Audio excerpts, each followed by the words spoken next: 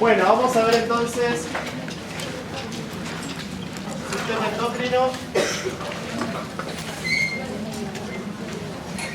El sistema endocrino, ¿vieron algo de esto alguna vez en el colegio? En la primaria, secundaria, algo, nunca les mencionaron el sistema endocrino. Bueno, está buenísimo el sistema endocrino, les paso a contar. Está muy bueno. Bueno, todos los aparatos y sistemas tienen algo muy interesante. El sistema endocrino tiene mucha interrelación con el sistema nervioso. Hay muchas cosas que se parecen, que ahora vamos a ir diferenciando. Y algo interesante es que el sistema endocrino no tiene como comunicaciones, vieron, como otros órganos del sistema. Por ejemplo, sistemas como digestivo, que está todo, es como que es todo un continuum, ¿no? Que tiene faringe, esófago, etc. O el sistema circulatorio, o el renal. Este trabaja como de otra manera. Es como que tenemos una central y después tenemos glándulas, múltiples glándulas. Y todas esas glándulas están interconectadas por hormonas. ¿Se entiende? Bien. Sistema endocrino. Funciones generales básicamente es comunicar, controlar y coordinar el funcionamiento del organismo. ¿Sí? Y en este control y coordinación hay múltiples cuestiones metabólicas, aspectos vinculados al crecimiento y desarrollo, de regulación hidroelectrolítica, de aspectos de reproducción o conductuales. Serían como funciones generales del sistema endocrino. Es un sistema que en algún punto ayuda mucho al mecanismo y a la regulación general de este equilibrio interno que siempre llamamos homeostasis. Recuerden que esta cuestión de equilibrio siempre es como un equilibrio dinámico. Nunca hay un equilibrio como absoluto. Eso un poco la otra vez lo habíamos trabajado en una de las comisiones. ¿Por qué? Porque por lo general cuando uno habla de un parámetro, generalmente ese parámetro está en un rango, y ese rango es el equilibrio, si se quiere, no es que es un equilibrio absoluto. Pero bueno, básicamente lo que va haciendo el sistema endocrino es tratando de regular y ir controlando funciones de múltiples células, tejidos, en fin. Bien. Sistema de regulación y control. Acá tenemos algunas similitudes respecto al sistema nervioso y el sistema endocrino.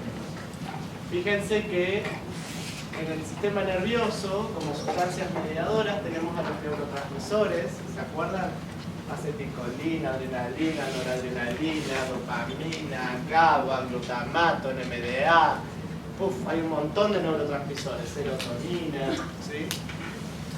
Y en el sistema endocrino tenemos hormonas, ¿sí? Insulina, glucagón, TSH, T3, T4, testosterona, estrógeno, progesterona, prolactina, oxitocina, un montón.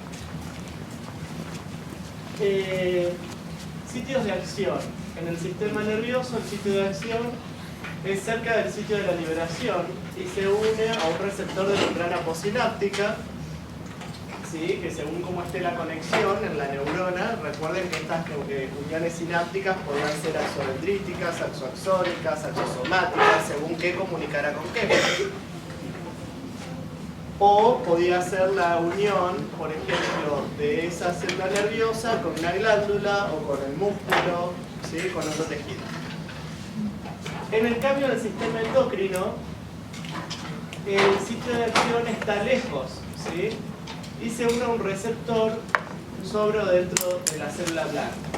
Es decir, que sale la hormona de la glándula y esa hormona viaja y va a parar a un lugar más lejano donde produce un poco su acción. Se me hace aquí esta computadora.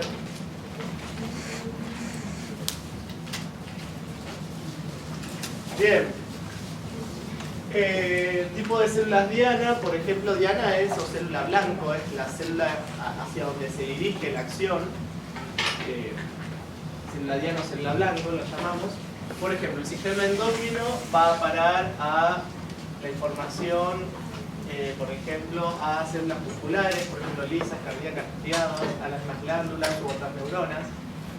En cambio, el sistema endocrino van a todas las células del cuerpo. Esto es algo interesante porque a veces la disregulación de una hormona produce múltiples alteraciones en todos los órganos, en el tejido, en el aparato. Es realmente muy complejo y muy interesante a la vez. El tiempo de acción, sistema nervioso es rapidísimo, en milisegundos ya tiene la acción. En cambio las hormonas no, las hormonas se toman su tiempo. Puede ser breve, puede ser de segundos, pero también puede durar más tiempo. ¿Sí? Bueno, la duración de la acción breve o larga. Esto un poco en cuanto a diferencias o similitudes respecto a sistema nervioso y endocrino, pero como verán, están muy interrelacionados además. Bueno, ahora vamos a seguir viendo. Entonces, ahí tenemos un poco esta cuestión de la comunicación que hablábamos. Fíjense que en el sistema nervioso teníamos a las neuronas, y estas neuronas secretando el neurotransmisor y haciendo un efecto en la célula blanca o la célula diana, que es la que está después, ¿no? Y por el otro lado tenemos la comunicación endocrina, en donde fíjense que arriba dice varias células endocrinas que por ejemplo pueden corresponder a una glándula. Esa glándula tiene células que producen una determinada hormona, que está representada ahí por ejemplo por el círculo, como se llama el cuadradito y demás, viajan por la sangre y después van hacia una célula blanca en donde ejerce su acción. Esto, ¿por qué es interesante y por qué lo tienen que saber? Porque como las glándulas están en distintas partes del cuerpo, cada una como que va ejerciendo su función. Entonces, a veces dicen, como no está todo comunicado, a muchos se les hace más complejo y más difícil estudiar. Porque dice, uy, no es que después de esto viene esto, después viene esto, como si fuese el aparato digestivo, ¿se entiende? Sino que acá hay una regulación de hormonas y glándulas y que cada hormona, una vez que va al torrente sanguíneo, va a parar a un montón de lugares. ¿Sí? Y tiene un montón de efectos. ¿Los tienen que saber? Sí, los tienen que saber. Lo siento. Bien. Y tenemos... Cuando hablamos de glándula, tenemos que diferenciar lo que es una glándula exócrina de lo que es una glándula endócrina. ¿Sí? Las glándulas exócrinas son glándulas que por lo general tienen un tejido epitelial, con un conducto, digamos, que está formado por un tejido epitelial, y vierten su secreción a una luz. La luz puede ser el interior del tubo digestivo, puede ser hacia afuera de la piel, ¿sí? Son glándulas que vierten algún tipo de secreción, generalmente a través de algún tipo de conducto, ¿sí? Por ejemplo, ahí están las glándulas sudoríparas, las glándulas sebáceas, mucosas, digestivas, ¿sí? Y después tenemos la glándula endocrina, en la cual es un acúmulo de células, ¿sí?, que vierten este producto de secreción, por ejemplo, ahí en torrente sanguíneo, ¿sí? Bien, entonces ejemplos, por ejemplo, la hipófisis, la tiroides, paratiroides, suprarrenales, glándula pineal. Hay algunos ejemplos. Bien, si voy rápido, me paran, ¿sí? Lo interesante es que, por ejemplo, las glándulas exócrinas pueden tener algún tipo de regulación endocrina a su vez, pero no son endócrinas. ¿Sí? Porque, por ejemplo, si ustedes, están deshidratados, ¿no? Si están deshidratados no les conviene que las glándulas sudoríparas secreten sudor. ¿Se entiende? Entonces, por ejemplo, hay una hormona, que es la vasopresina, que regula la disminución de la secreción de las glándulas sudoríparas. ¿Sí? Pero la glándula sudorípara no es endócrina, es exócrina. Pero está regulada a su vez por otra, por una hormona que proviene de otra glándula. ¿Sí? Entonces, las glándulas exócrinas, esto después lo van a ver mucho más en profundidad en histología, cuando lo vean el año que viene. Esto es así, es un pestañeo de lo que son glándulas, ¿entiendes? Después van a estudiar glándulas, así, pero tienen profundidad. Por eso esto es lo muy mínimo que tienen que saber. Bien, ahí es el texto al costado. Epitelios glandulares están formados por células con función secretora agrupadas formando una cavidad o glándula que elaboran sustancias, hormonas, enzimas, etc. ¿Sí? Las glándulas formadas pueden ser exócrinas cuando vierten sus secreciones al exterior de la misma o al interior del cuerpo, y endócrinas cuando vierten sus productos al torrente sanguíneo, que era lo que estábamos viendo. Fíjense qué distintos tipos de células y las agrupaciones de estas. Por ejemplo, podemos tener células de secreción exócrina, como las que ven arriba. Podemos tener células calciformes que tienen una forma llamada de cáliz, que era como una copa, que es la que está acá, y que esta secreta mucina. Estos sirven para lubricar epitelios que por ahí están mucho en contacto con el exterior, ¿sí? Puede ser todo lo que es tracto respiratorio, por ejemplo.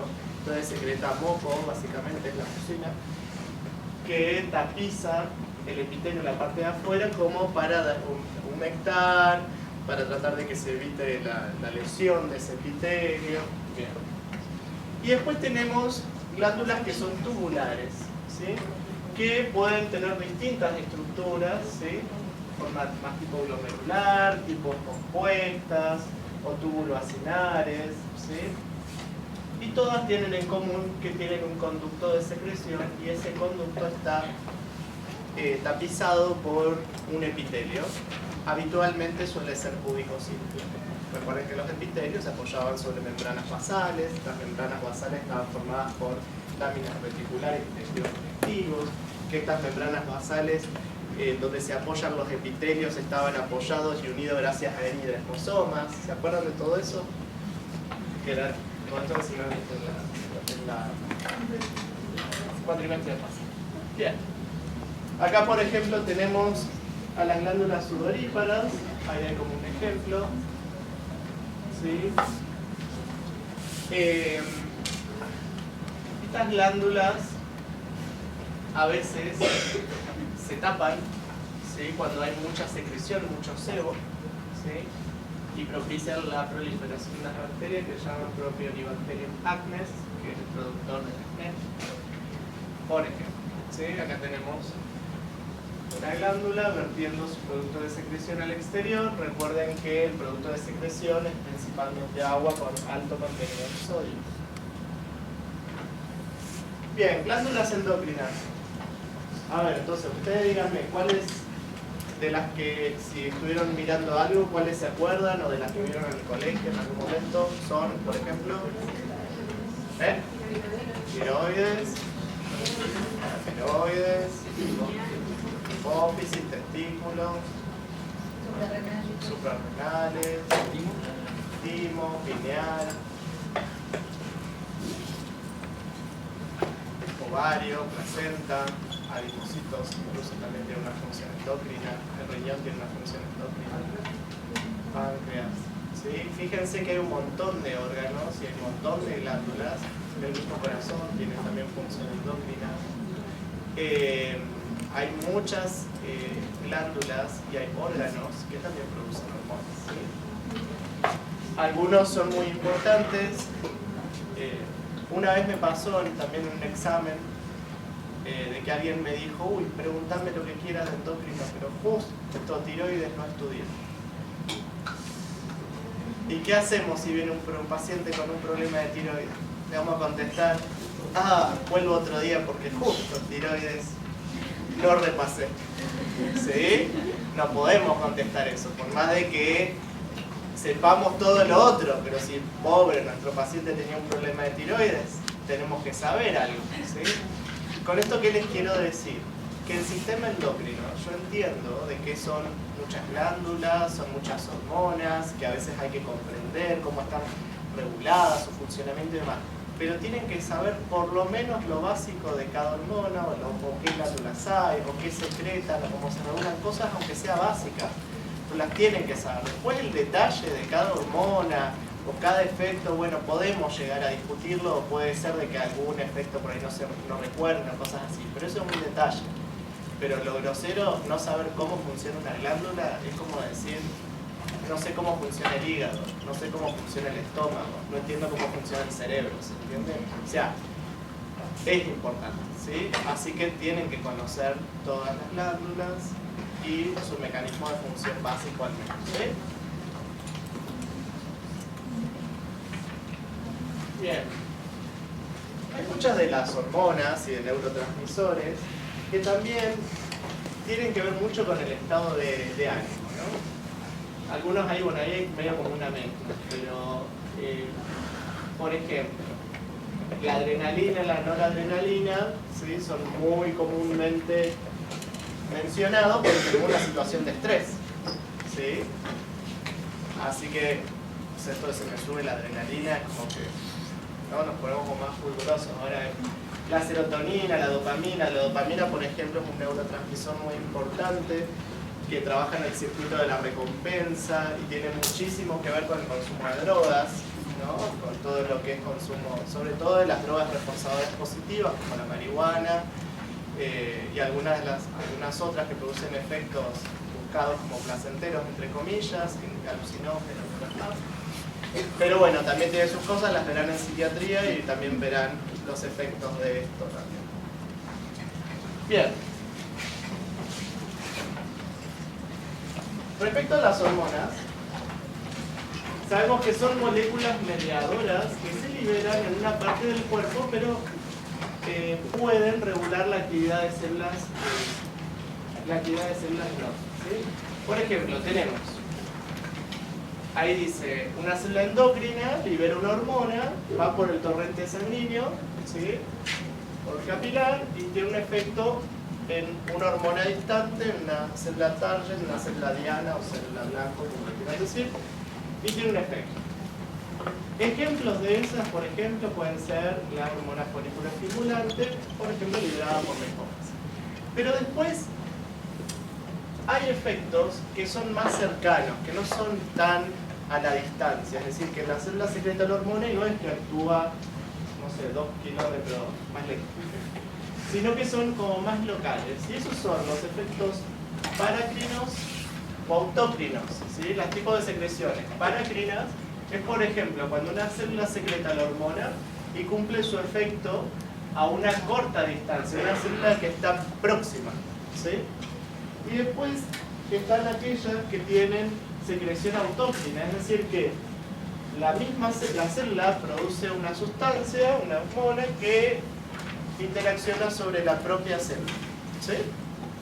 Son autócrinas, las otras paracrinas y las otras endócrinas. Ejemplos, la interleuquina 2, que la van a ver un montón cuando vean el sistema inmune, ¿sí? Liberadas por las T-helper, las células T-helper, el óxido nítrico como vasodilatador, la endotelina como vasoconstrictor, son todas sustancias con este tipo de efectos.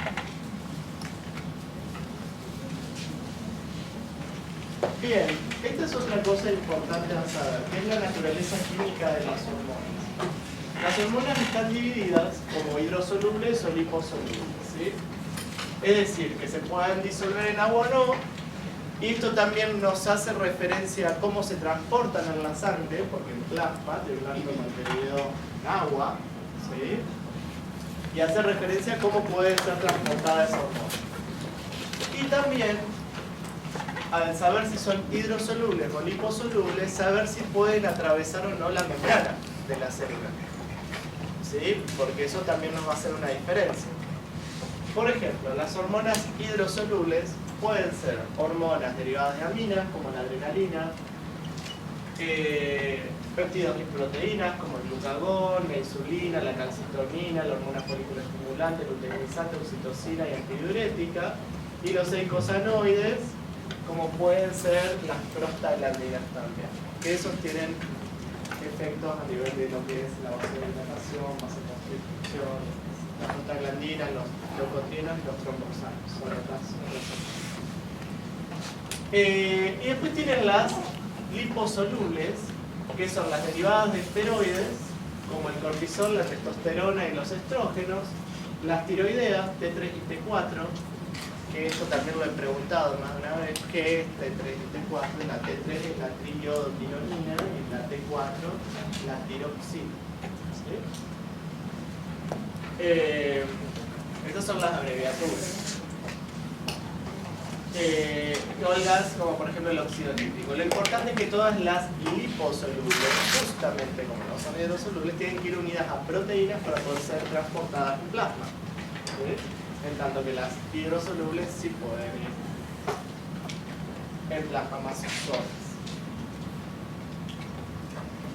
Fíjense que cuando una hormona llega,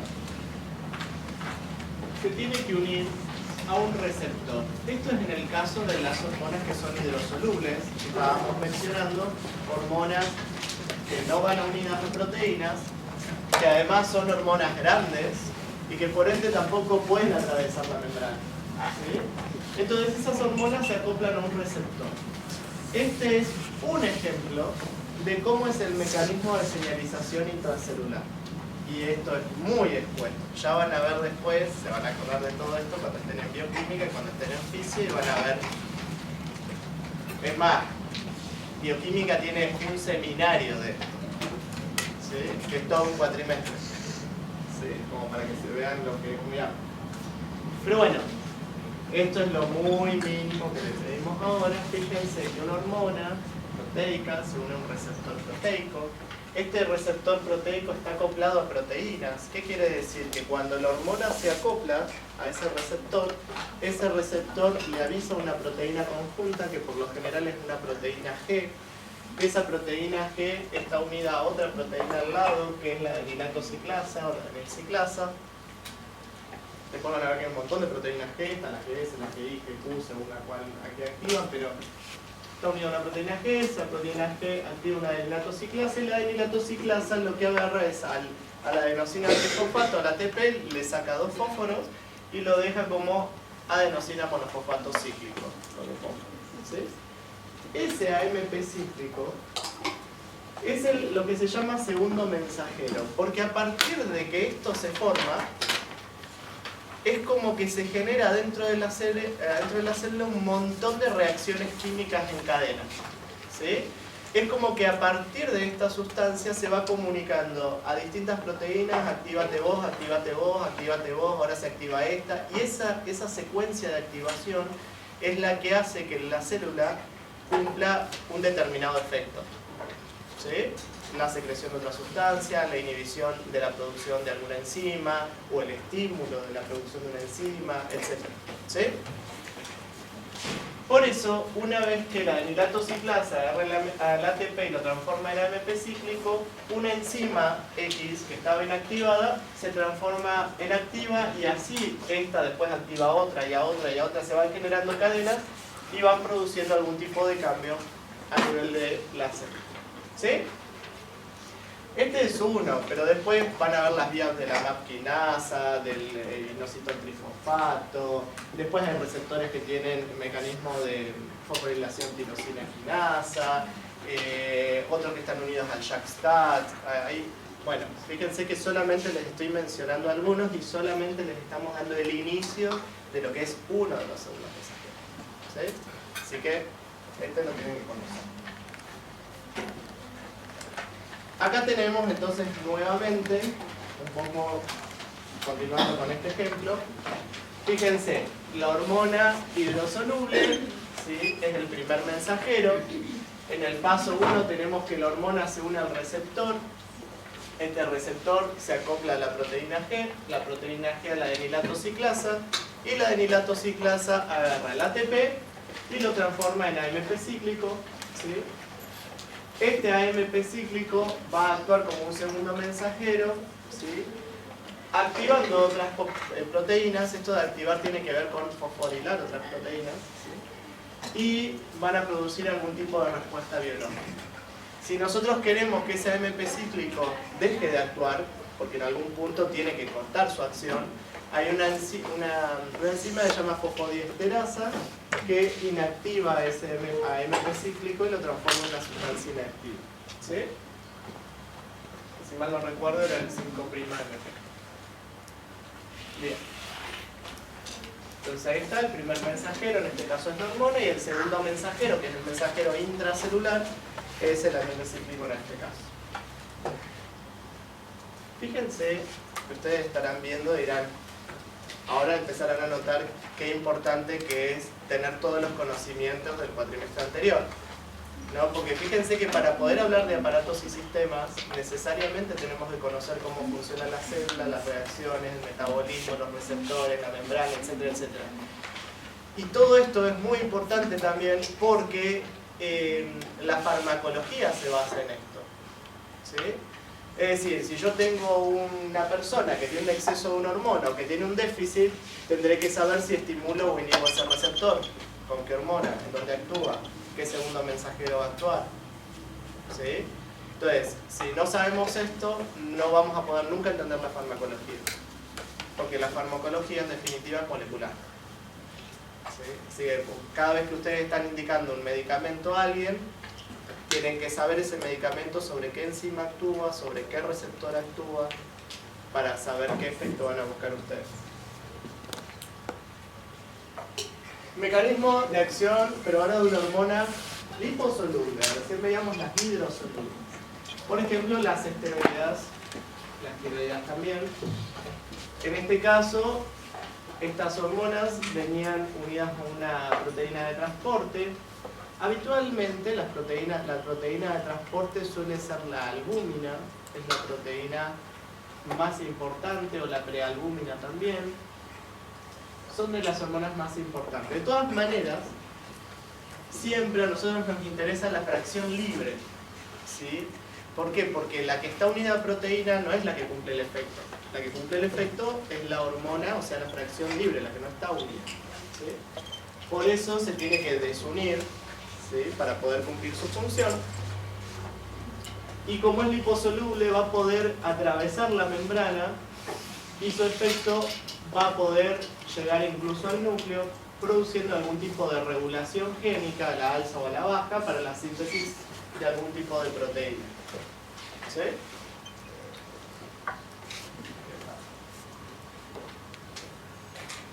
Ahora, las hormonas se rigen por un eje de secreción. Entonces, y acá también está un poco la interacción con todo lo que es el sistema nervioso. Fíjense que arriba figura el hipotálamo, después dice hipófisis anterior y después dice una glándula endócrina. Es decir que desde el hipotálamo, que está en el sistema nervioso central, se produce una hormona. Esa hormona va a estimular a la hipófisis a su vez va a producir otra hormona, y esa hormona va a llegar a una glándula X del cuerpo. Y esa glándula es la que va a producir la hormona que va a producir el efecto final en el cuerpo, ¿sí? ¿Por qué este eje es importante? Este es el eje en el cual la gran mayoría de las hormonas son reguladas. ¿Y cómo es la secuencia en la que actúan? Entonces, cuando nosotros en los exámenes a veces les decimos graficarnos el eje de secreción de tal hormona, le estamos pidiendo esto. ¿Cómo es? El hipotálamo, ¿qué hormona libera? Estimula la hipófisis ¿qué hormona libera? ¿A qué glándula va? ¿Esa glándula qué hormonas libera? ¿Qué efectos tiene? ¿Sí? Lo que habitualmente ocurre es un feedback negativo o una retroalimentación negativa. ¿Qué significa eso? Nuestra, digamos, la acción final era producir esa hormona, ¿sí? Ahora, ¿cómo sabe el cuerpo de que tiene que parar de producirla? Porque tampoco es que hay hormonas que no se producen constantemente todo el tiempo, sino que se van regulando. Por ahí se produce un poco, después se frena. Entonces, lo que hace es, se dispara todo este mecanismo, se secreta la hormona, y esta hormona inhibe, por ejemplo, la hipófisis anterior y al hipotálamo. Eso se llama feedback negativo o retroalimentación negativa, que el producto, ¿sí?, termina inhibiendo las fases anteriores, ¿sí? Bien. Entonces, por ejemplo, ahí tenemos el sistema nervioso central, tenemos al hipotálamo. Del hipotálamo abajo tenemos a la hipófisis. Y la adenohipófisis secreta la ACTH, la TSH, GTH, FSH y LTH. Que la ACTH es la adenocorticotrofina, ¿sí?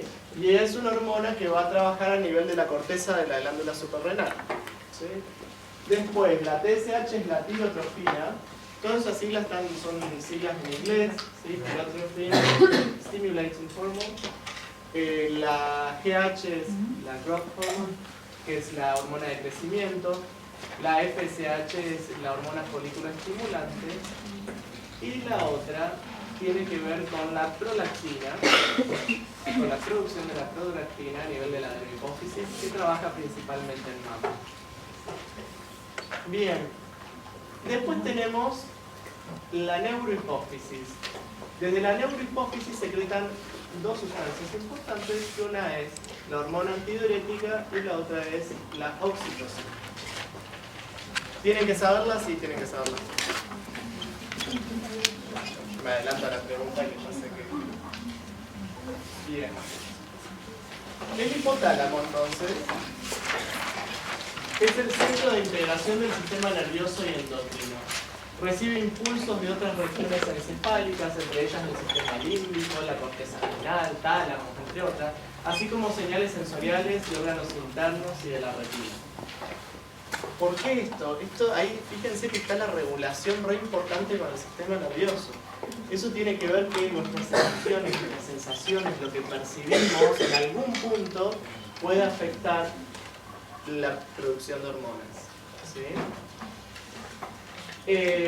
Controla el sistema nervioso autónomo, regula la temperatura, la sed, el hambre, el comportamiento sexual y reacciones defensivas como el miedo y la ira. Fíjense también esta interrelación, ustedes autónomos ya vieron. Y también las experiencias dolorosas, estresantes, emocionales, que también producen cambios en la actividad hipotalámica. Recuerdo un paciente también que tenía, una paciente que tenía dolor talámico, un dolor indescriptible, es como un dolor como de descarga eléctrica. Y a su vez todo el estrés que eso provocaba y la liberación de cortisol que tenía y todo. Entonces, todo esto que uno va mencionando no es que es al revolero, ¿sí?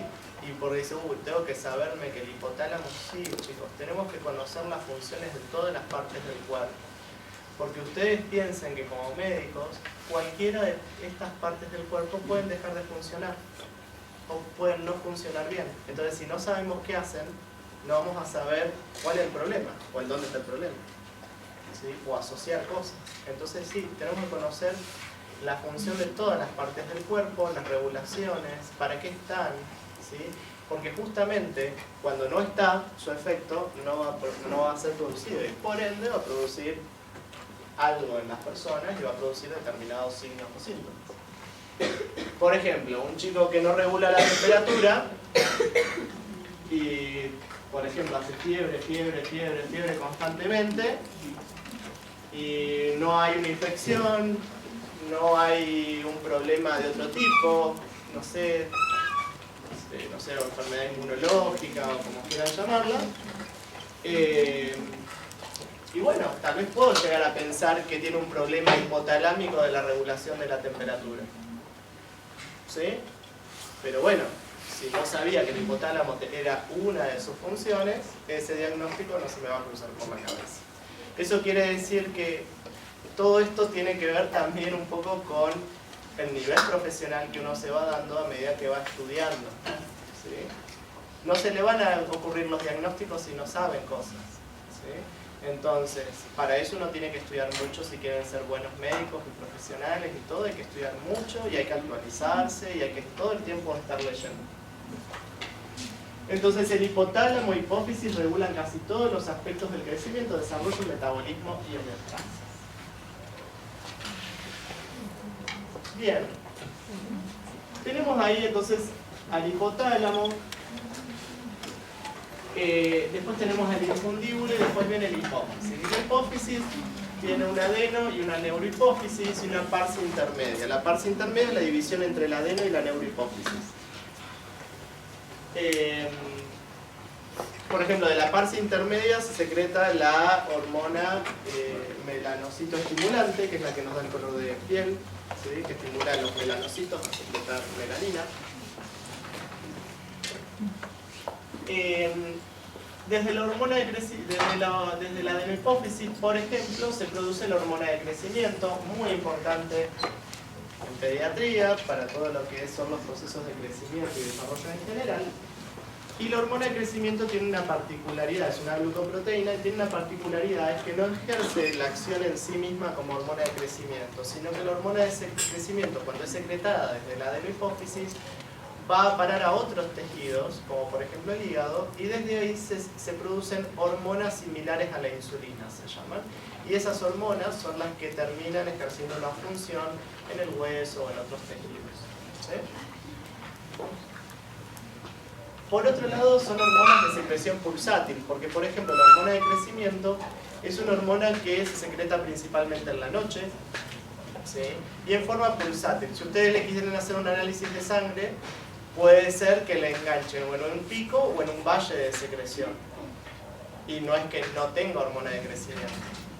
Fíjense cómo es importante la fisiología, porque ustedes tienen un chiquito que está allá baja, es bajito, y dicen, ah, bueno, por ahí le falta hormona de crecimiento. Van, le hacen el análisis y la encuentran baja. Pero la encuentran baja ¿por qué?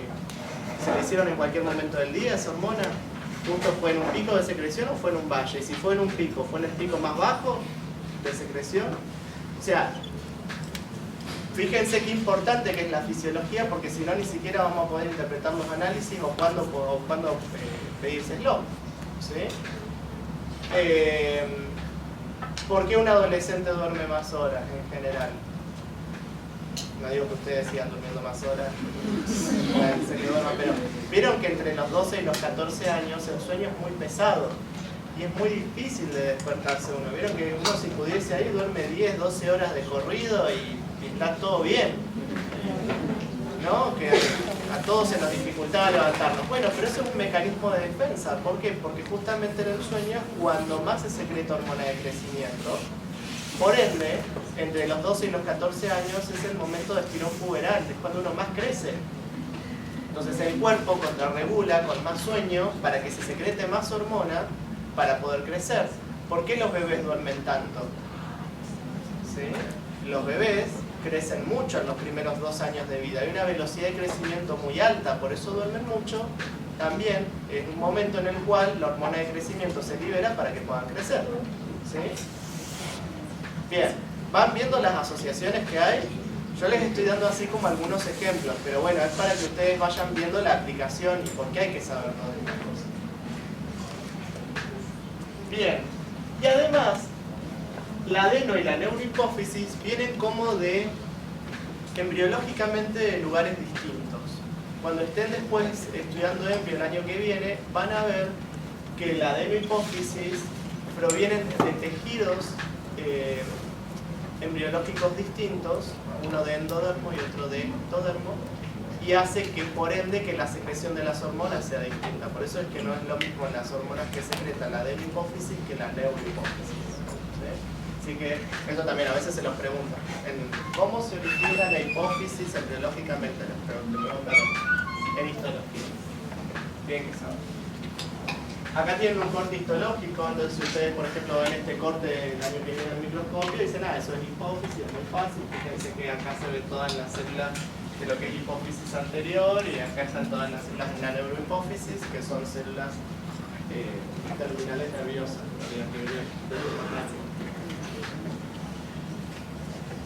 Entonces, acá en la adenohipófisis hay algo que van a escuchar, que es el sistema porta hipofisal. ¿Sí? El sistema porta es un sistema que básicamente está conformado por red de venas y es como un sistema vena-vena, por llamarlo de alguna manera, en donde hay una secreción glandular, ¿sí? Por ejemplo en el hipotálamo se secreta hormonas, van a una red de venas, esa red de venas lo dirige hacia la hipófisis. ¿sí? Y desde la hipófisis hay otra red de venas que sigue después. ¿Se entiende? Eso se llama como sistema porta, porque es como un intercomunicado de venas que tiene como stop en el medio. Bien, ese es el mecanismo de secreción.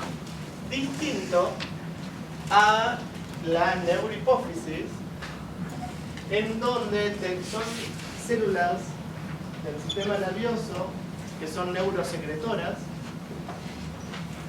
y que parten de dos núcleos, que es el supraóptico y el paraventricular, el cual el supraóptico es el encargado de secretar la antidiurética y el otro, el paraventricular, la oxitocina. ¿Sí? La hormona antidiurética la vamos a ver con más detenimiento cuando veamos renal. ¿Y la oxitocina para qué es importante?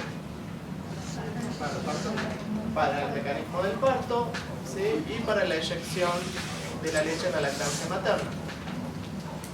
Es más, la oxitocina muchas veces, cuando la mamá está evolucionada en cuanto a las semanas de gestación y hay que inducir el parto, porque por ahí no se desencadena, ¿no? Entonces uno desde afuera farmacológicamente dice, bueno, a ver, tengo que empezar a estimular a ese útero para que empiece a contraerse, ¿sí? Para generar las contracciones para que el bebé pueda salir. ¿Qué sustancia pondrían en el suerito?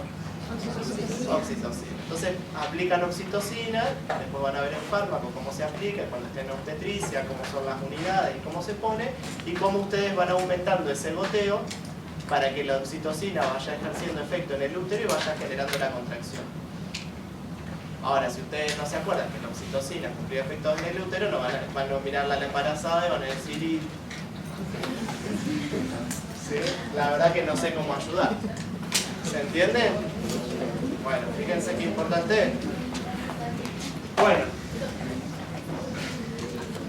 Y en la eyección láctea, ¿saben por qué?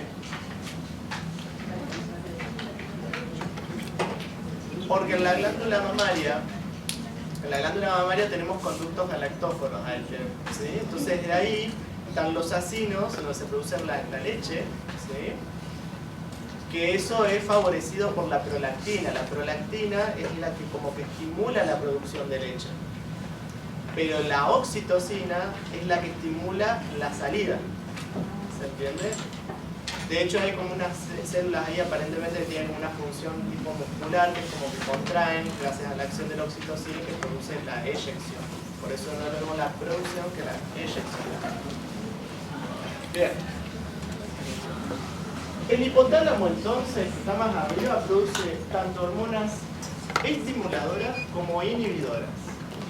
¿Qué las tienen que saber? Entonces, por ejemplo, hormona liberadora de la hormona de crecimiento. ¿Qué hormona va a liberar? La hipófisis después. Hormona de crecimiento, ¿no? Porque el hipotálamo produce la hormona liberadora de hormona de crecimiento. Esa hormona liberadora se dirige a la hipófisis. Y desde la hipófisis, desde la adenopófisis, se produce la hormona de crecimiento. ¿Se entiende? Estas son todas las hormonas que libera el hipotálamo para estimular a la adenopófisis. Y la adenopófisis liberará su correspondiente hormona. ¿Se entiende? Sí. Sí. Acá. Sí. Sí. ¿Esos son los ejes? ¿Esos serían como los ejes de secreción? Claro, esto les sirve para armar los ejes. ¿Sí? Si ustedes ponen arriba, ponen hipotálamo y ponen la flechita que iría hacia abajo, hacia el adenopófisis, bueno, esa flechita va a depender, según la hormona que quieran liberar, alguna de esas en esa flecha. ¿Se entiende? Entonces pueden poner la hormona inhibidora de la hormona de crecimiento, porque en algún punto tenemos que dejar de crecer, ¿no? Fíjense qué importante, pues si no tuviésemos esa hormona creceríamos constantemente y produciríamos una enfermedad que se llama gigantismo, o que se llama, cuando se deforma la cara por tanta hormona de crecimiento, se llama acromegalia, son caras como bien deformes, son personas con tallas muy altas, ¿sí? Bien, o sea que fíjense qué importante tener una hormona inhibidora o hormona de crecimiento, ¿sí? Después, hormona liberadora de corticotrofina, CRH, la abreviatura en inglés. Estimula la liberación de adenocorticotrofina por parte de la adenopófisis. Entonces, si tuviésemos que dibujar un eje de secreción, sería hipotálamo, hormona liberadora de corticotrofina, hipófisis, hormona, la ACTH, adenocorticotrofina. ¿A qué glándula iría? A la suprarrenal. ¿Y la suprarrenal qué produciría? Cortisol. ¿Se entendió? Ese sería el eje de secreción, por ejemplo, del cortisol. Así que cuando le pidamos que nos manejes, esto estamos viendo. Bien, después, hormona liberadora de tirotrofina, TRH, que es la que estimula la hipófisis a secretar tiroestimulante, que es la que va a estimular a la tiroides. Tenemos a la liberadora de gonadotrofinas. ¿Cuáles son las gonadotrofinas? Porque ahí el hipotálamo salen las hormonas liberadoras de gonadotrofinas que estimulan a la hipófisis a secretar folículo estimulante y luteinizante. ¿Y por qué es importante que conozcan estas? Porque, a ver, si nosotros tenemos, imagínense ustedes, hipotálamo, hormona liberadora de gonadotrofinas, hipófisis, FSH y LH, o sea, folículo estimulante y luteinizante, y después abajo la gónada, por ejemplo testículo o por ejemplo ovario, según si estamos hablando sexo masculino o femenino, y esas van a producir o testosterona o estrógenos y progesterona según el sexo. Entonces supónganse que estamos hablando de una persona con una enfermedad genética, que una chica, supongamos, y que no tiene ovario. Si no tiene ovario, no produce estrógenos y progesterona. Entonces, ¿cómo va a estar, por ejemplo, las gonadotrofinas, la FSH y la LH? ¿Bajan o aumentadas? ¿Por qué bajan? Aumentadas. Claro, porque de acá arriba va a venir la información de que no está actuando. Entonces va a seguir secretando más, pero no hay elementos glándulas, ¿entiendes? No hay ovario. ¿Eso puede ser feedback positivo? En realidad, o sea, intentaría ser positivo, pero no tenés una estimulación concreta. En realidad eso es cuando es el producto final. ¿Sí? Si tenés el estrógeno o no. Ahora lo vamos a ver otra vez cuando es positivo. Pero en este caso, ¿a qué voy? A eso se llama que está hipogonádica, porque no produce estrógenos, ¿sí? Su gónada no produce, hipogonádica, pero es un hipogonadismo, se llama hipergonadotrófico. ¿Por qué? Porque las gonadotrofinas están aumentadas, pero los estrógenos están disminuidos. ¿Sí? Por ejemplo, otra situación, supónganse una chica con una anorexia. En una anorexia no le conviene al cuerpo menstruar, porque si menstrua pierde hierro, pierde un montón de sustancias y no le conviene hacer el ciclo femenino. Entonces desde arriba se manda el impulso y decir no secretemos FSH-LH, no mandemos impulso hacia la gónada a hacer el ciclo, porque yo necesito ahorrar. ¿Se entiende? Entonces es un hipogonadismo. ¿Por qué? Porque hay poca secreción de estrógenos y progesterona. Hipogonadotrófico, porque las gonadotrofinas también están bajas. ¿Sí? ¿Y a qué va todo esto? Fácil, a que cuando ustedes vayan a hacer sus análisis a un paciente o una paciente que tiene problemas en el ciclo y que le quieren pedir FSH y LH, tienen que saber interpretarlo. Dicen, a ver, ¿por qué tengo la FSH baja, el estrógeno bajo, esto alto, eso? Entonces, ¿por qué? Porque tienen que saber cómo es el eje de secreción. Si no saben cómo es el eje de secreción, no van a entender nunca por qué esta está alta, por qué está baja.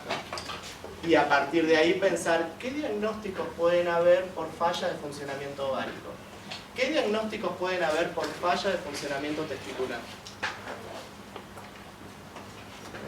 Ahora se van ampliando ahí cuando dicen, ¡ay! Qué... Bien. Este es el fascinante mundo de la endocrinología, que le gusta el endocrino. Bien. Por las dudas, bueno, como verán, fíjense que es un sistema que regula prácticamente todo. Está en contacto con todo, así que fíjense la importancia que tiene. Bien. Ahora vamos a la adenohipófisis. Seguimos aprendiendo hormonas, así que van a tener que pegarse muchos cartelitos ahí en la habitación para repetir hormona. Bien. La adenohipófisis entonces va a producir hormona tirotrofina para estimular a la tiroides, la prolactina para estimular a la glándula mamaria, la adenocorticotrofina, la ACTH para estimular la glándula suprarrenal, ¿Dónde está la glándula suprarrenal? Suprarrenal. Arriba del riñón. Arriba del riñón, ¿sí? Después tenemos la hormona de crecimiento, que va, los intermediarios de esta hormona de crecimiento van a terminar interactuando en el tejido adiposo, en el hueso. Después tenemos las gonadotrofinas, la FSH y la LH, la folículo estimulante y la luteinizante, que trabajan en ovario y testículo. Y desde la parte intermedia, sobre todo, también la melanocito estimulante. Tienen que saberse bastante. Bien, entonces de la hipófisis, estos son resúmenes. Después ustedes tienen como que revisar mejor y ampliar un poco estas hormonas. Esto yo acá les estoy dando como los títulos, ¿sí? De la hormona de la hipófisis, entonces tenemos la hormona de crecimiento humano, la somatotrofina, que es proteica, que va a terminar trabajando en todos los órganos, hígado, cartílago, músculo. De hecho, vieron que hay fisicoculturistas que además es una droga que es principalmente anabólica, entonces muchos fisicoculturistas incluso usan hormona de crecimiento. Pero si ustedes fuesen los médicos de esos fisicoculturistas y dicen, a ver, esta persona está usando hormona de crecimiento. Bien, ¿qué estudios tendríamos que pedir? Y sabríamos que tendríamos que ver el hígado como está, porque probablemente produzca algún daño hepático. Le tendría que hacer una ecografía del corazón, porque probablemente tenga cardiomegalia, esté aumentado el corazón, ¿sí? Tendríamos que ver qué pasa a nivel de los cartílagos y la osificación. Puede ser que esté alterada, que los huesos sean más pesados. Digamos, hay un montón de alteraciones relacionadas a la hormona de crecimiento. Entonces, saber cómo funciona, vamos a saber qué es lo que tenemos que buscar. Hormona estimulante de la tiroides, la tirotrofina, de naturaleza proteica y va a estimular a la tiroides. La adenocorticotrofina va a estimular la suprarrenal, dijimos, la melanocito estimulante, que trabaja a nivel de cerebro y piel. La prolactina en las glándulas mamarias, la folículo estimulante en ovarios y testículos y la luteinizante también en ovarios y testículos.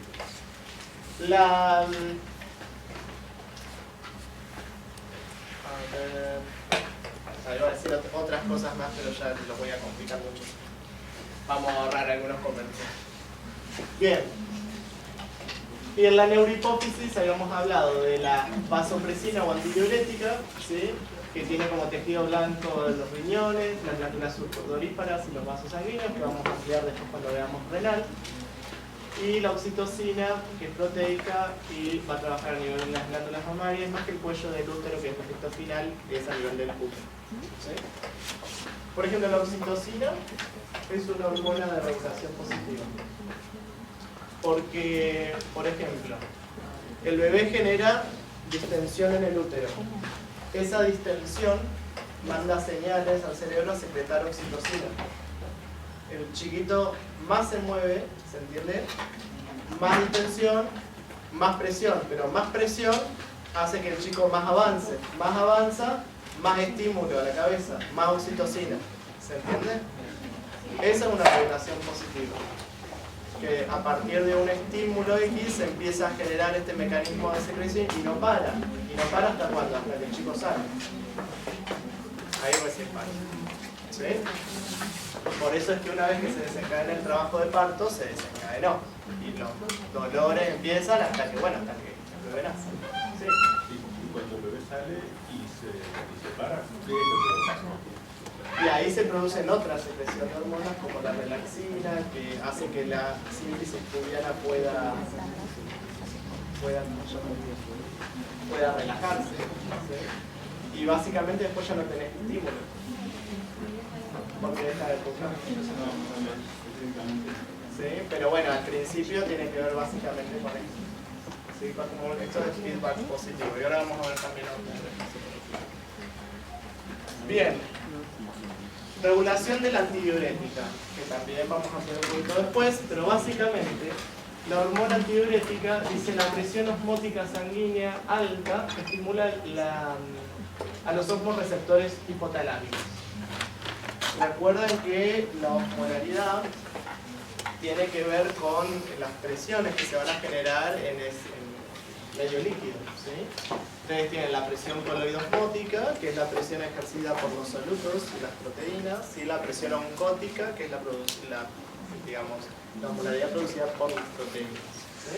Entonces, estos niveles de osmolaridad incrementados, por ejemplo, cuando ustedes tienen una deshidratación, si ustedes tienen a un paciente con una deshidratación, va a tener más soluto en proporción del solvente que van a tener. ¿Por qué? Porque está deshidratado. Entonces, al estar deshidratado, la sangre hemoconcentra, ¿sí? Tiene más cantidad de solutos. Eso aumenta la osmolaridad, ¿sí? Y podría ser un mecanismo por el cual se secreta antidiurética. Porque al aumentar osmolaridad, ustedes se están deshidratando, al cuerpo no le conviene perder más agua. Entonces, ese incremento de la osmolaridad le dice al cuerpo: retené agua, retené lo que puedas, y para eso secreta la hormona antidiurética. Entonces, se regula a través de osmoreceptores, ¿sí? Hipotalámicos. Estos van a estimular a estas células neurosecretoras para que a través de la neurohipófisis secreten antidiurética y ejerzan su función a nivel del riñón, de las glándulas sudoríparas y de los vasos. ¿Sí? ¿Por qué? ¿Del riñón para qué? Para retener el agua, que no se vaya. De las glándulas sudoríparas para que no sude o disminuya la sudación.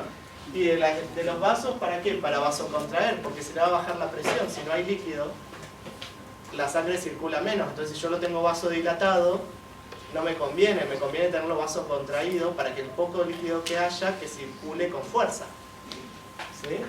Fíjense todos los efectos que tiene la antidiurética para tratar de retener este líquido y de que no se baje la presión. ¿Sí? Por eso es lindo endocrino, porque tiene de todo. La oxitocina, que es otra hormona, estimula la contracción de las células del músculo liso del útero durante el parto y la eyección de la leche en los conductos galactóforos, que es el reflejo de bajada de leche. Que de hecho a veces este reflejo tarda unos días, sobre todo en las mamás que tuvieron cesárea, la bajada de la leche, o sea, de la producción y la bajada de la leche tarda unos 3 días, más o menos 4. Que a diferencia de las mamás que tuvieron trabajo de parto normal, por parto vaginal, la producción de la leche es más rápida en general. ¿Por qué? Porque también ahí influyen factores estresantes, ¿sí? Como el cortisol, hay otros que están implicados. ¿Sí? ¿Y si el cuerpo no libera prolactina? No va a haber leche, ¿no? Lo que tiene es que es raro que haya una faltante, digamos, hormonal exclusiva. Yo ahí te diría que por ahí, si no libera prolactina, me plantearía: ¿solamente prolactina no libera o no liberará otras hormonas más? Entonces quizás sea un paciente con un hipopituitarismo, se llama, o panhipopituitarismo, en donde toda la hipófisis o toda la adenohipófisis no funciona bien. Entonces quizás vos empezás a buscar ese paciente y está ya baja, porque no tiene hormona de crecimiento, ¿se entiende? Es hipogonádico, es decir, no tiene pubertad, porque no le funcionan el ovario o los testículos, ¿se entiende? Porque justamente el eje de secreción de la adenohipófisis también no funciona, y entre todas esas cosas además tiene la prolactina baja. ¿Se entiende?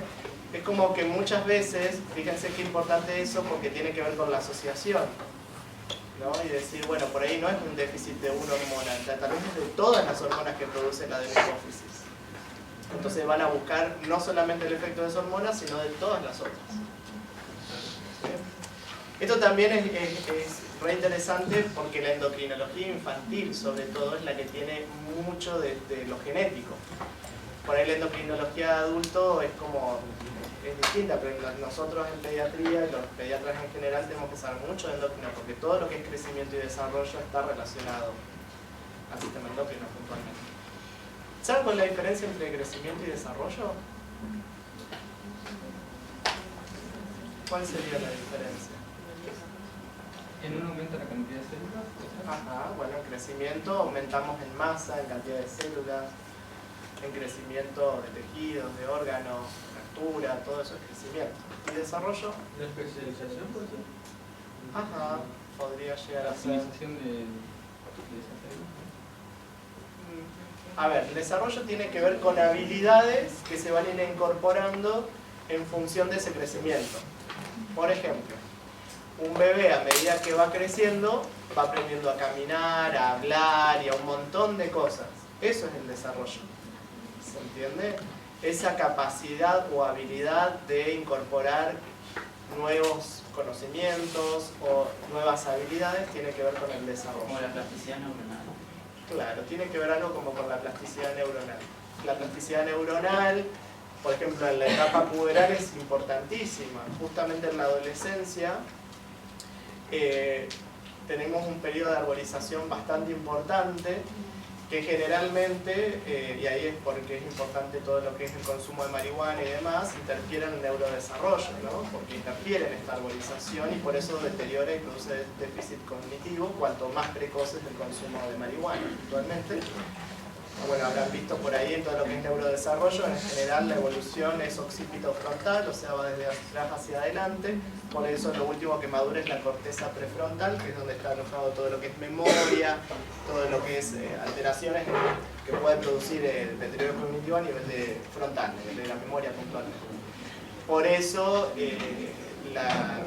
la inducción de un tóxico en edades precoces altera más, y de hecho hay un montón de estudios que no pueden, por ejemplo, como asociar diversas tareas cuando hay consumo de marihuana, sobre todo consumos de marihuanas regulares, y bueno, hay infinidad de estudios. Si no, no pararía más, tenemos que hacer una clase de marihuana y te explico otro día los mecanismos tóxicos y cómo trabaja, por ejemplo, con la hiperpolarización. La marihuana es un inhibidor, ¿sí? Por ejemplo, de la entrada de calcio a la neurona, por ende disminuye la neurotransmisión, a su vez favorece que los canales de potasio se abran y que el potasio salga, entonces baja el umbral eléctrico. Al hiperpolarizar baja la neurotransmisión y por ende el pensamiento, lo que es cognición, ¿sí? Entonces baja el umbral cognitivo en general. Y en un chico que está en proceso de crecimiento y que no tiene una maduración cerebral suficiente, lo afecta.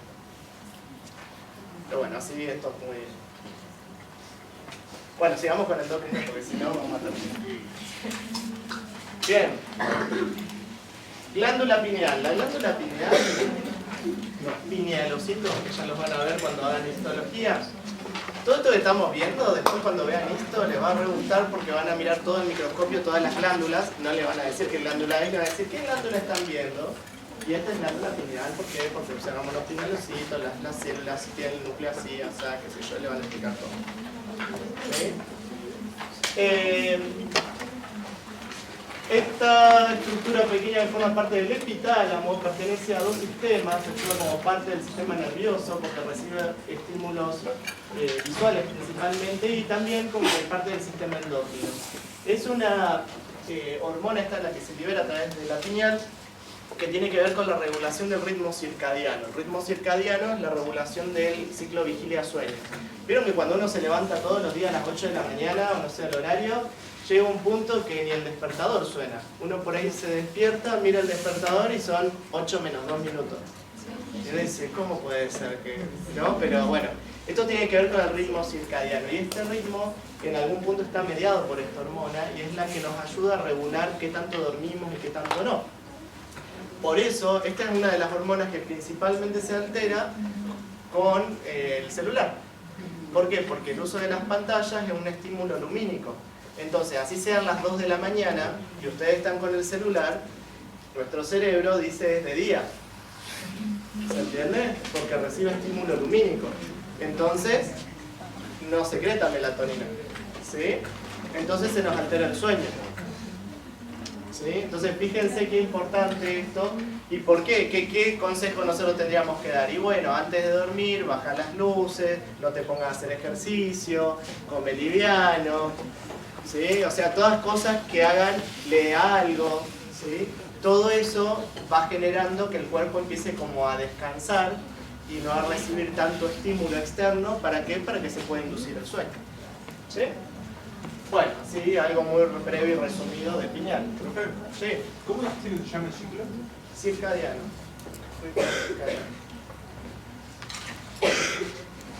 Pero bueno, el ritmo de sueño vigilia así como más fácil. Y ahí también ustedes pueden relacionarlo con el sistema nervioso. Porque pueden decir, ¿y qué pasa a la noche? ¿Y qué pasa con el funcionamiento del sistema nervioso en el sueño? ¿Cómo se podrían ser las ondas cerebrales? ¿Estarían aumentadas o disminuidas? ¿En el sueño profundo o en el sueño superficial? ¿Cuando sueñan o cuando no sueñan? ¿Sí? ¿Qué pasa a nivel de los órganos? ¿El aparato digestivo funciona más o funciona menos? ¿Por qué no se levantan a orinar a la noche? ¿Qué pasa con la hormona antidiurética? ¿Vieron cómo así en 2 segunditos hice varias preguntas? Bueno. Vayan preparándolas para el final. Las repito ahí. Bien. Tiroides. La tiroides, cuando ustedes la ven al microscopio, se ve tal cual esa imagen. Así. Es inconfundible. Miran eso al microscopio y dicen esto es tiroides. ¿Sí?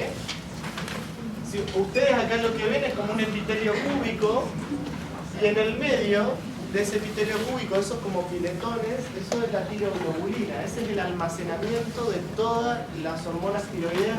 La glándula tiroides la tiene almacenada como en esos piletones. ¿Se entiende? Esa tiroglobulina, ¿sí?, se desglosa, es como que agarra un pedacito de eso, la mete dentro de la célula dentro la divide y forma la T3 y la T4, la triotironina y la tiroxina. Y esas dos que forman las larga afuera, las larga al exterior. ¿Sí? Estas células que se llaman parafoliculares son en algún punto las que desglosan ese contenido y forman la T3 y T4. Y, perdón, no son las parafoliculares son otras. Las células foliculares. Las parafoliculares son las que están en el medio. Acá entre medio hay células parafoliculares que producen otra hormona que es la calcitonina. ¿Sí? Entonces, a ver, la tiroides es estimulada por la tirotrofina, estimula la tiroides. La tiroides puede producir triotironina o tetraiotironina por regulación de la TSH. Estas hormonas tienen que ver con el metabolismo basal. El metabolismo basal son las reacciones químicas que cotidianamente ocurren en el organismo. ¿Sí? Supónganse,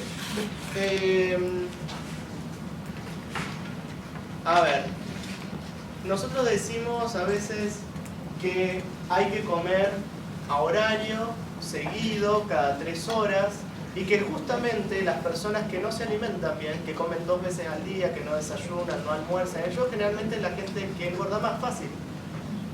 ¿Sí? Que engorda más. ¿Y por qué engorda más? Engorda más porque el cuerpo sabe que recibe comida 2 veces al día y después está en ayuno. ¿Sí? O peor, hay gente que no desayuna. Entonces, y directamente almuerza. Entonces el cuerpo que dice, uy, mi última comida fue el de la cena. Y de la cena hasta el almuerzo del otro día, el cuerpo está en ayuna. Tal vez está más de 12 horas sin comer esa persona. ¿Y qué hace el cuerpo para no gastar energía? Baja su metabolismo. Dice, yo voy a bajar mi nivel metabólico, voy a bajar todas las reacciones químicas, voy a tratar de que no se hagan reacciones químicas para ahorrar energía. Entonces ustedes después van al almuerzo, se comen un buen sándwich así, enorme, pues están muertos de hambre, pues se quieren comer todo. Se comen todo y el cuerpo que dice, yo por las dudas, todo esto me lo guardo, porque no sé cuándo va a volver a comer. ¿Sí? Entonces engordan. ¿Sí? Y siguen con el metabolismo bajito. En cambio, si ustedes comen con regularidad, hacen todas las comidas, hacen las colaciones y demás, el cuerpo puede tener un nivel metabólico más alto. ¿Sí? Entonces, ¿por qué? Al tener un nivel metabólico más alto, sabe que cada 2-3 horas ustedes están comiendo. Sanamente, obviamente, ¿no? Pero bueno, están comiendo. Entonces va utilizando y de esa manera pueden sostener un peso más saludable. De hecho, que es una de las primeras cosas que hacen las nutricionistas. Le dicen, tienen que comer las comidas, las colaciones, ¿sí? Debe comer más, saludablemente, obviamente, ¿no? Pero comer más. Bien, ¿alguna pregunta que me van a hacer? O sea, baja el rendimiento energético, digamos. Claro, baja el rendimiento energético. Entonces, la tiroides regula este metabolismo basal. Trata de que o se aceleren o bajen las reacciones químicas según lo que el cuerpo necesita a nivel de las reacciones globales que ocurran en el organismo. ¿Sí? ¿Van entendiendo? Yo se lo voy poniendo así con ejemplo como para más o menos ver. Sí. ¿Y cómo influye lo que es porque yo soy un médico, que él lo que recomienda es consumir alimentos con un bajo índice glucémico? Porque dice que si tu cuerpo entra en una... Ahora vemos con la insulina. Claro, Lo que pasa es que hay alimentos que tienen altos índices glucémicos, entonces lo que te hacen es dispararte mucha secreción de insulina. Por ejemplo, no es lo mismo comer. Vieron que las pastas proveen básicamente hidratos de carbono, ¿sí? Y de esos hidratos de carbono fundamentalmente glucosa. Entonces, si ustedes comen la pasta al dente, así cocinada justo, tienen menor índice glucémico que una pasta pasada de cocción.